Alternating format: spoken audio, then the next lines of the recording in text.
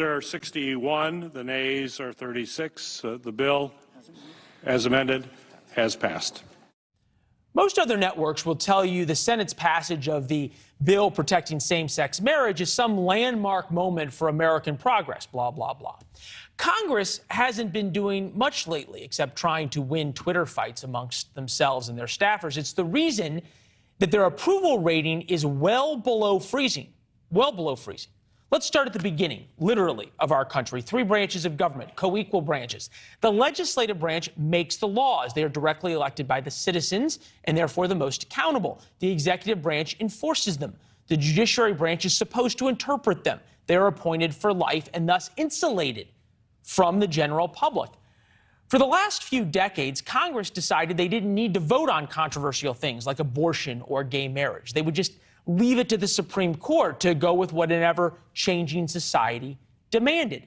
Congress didn't want to take votes on hard topics. Then came the Supreme Court overturning Roe. Katie bar the door, said the left. All of our civil liberties would suddenly not look so guaranteed. To put a finer point on it, all of our civil liberties guaranteed by the Supreme Court were in jeopardy.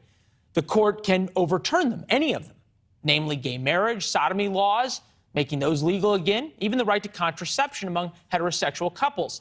That's because the legal logic for abortion rights is the same one as the cases that legalize those other social issues. Justice Thomas pointed out overturning Roe means the case legalizing same-sex marriage could be reevaluated. Then it took less than 6 months. Congress actually stepped up and did its job. Rather than rely on the Supreme Court to legalize gay marriage, as it had, and keep it legal, Congress passed a law that legalized gay marriage and federally recognized it. Shocking, right? Congress passed a law that did something the left and the right negotiated. Neither side got exactly what they wanted. 71% of Americans now support same-sex marriage. That's just about the percent that opposed same-sex marriage back in 1996. That's when President Clinton signed the Defense of Marriage Act, denying federal recognition to same-sex marriage. We've come a long way. Good for us. 25 years. My friend Mike Allen over at Axios pointed out, compare same-sex marriage to the end of Jim Crow or giving women the right to vote. Same-sex marriage happened literally overnight. 71% of Americans agreed with something. That something was in real question. 12 Republican senators voted for it. The Democrats were already on board. We had a law in less than 6 months.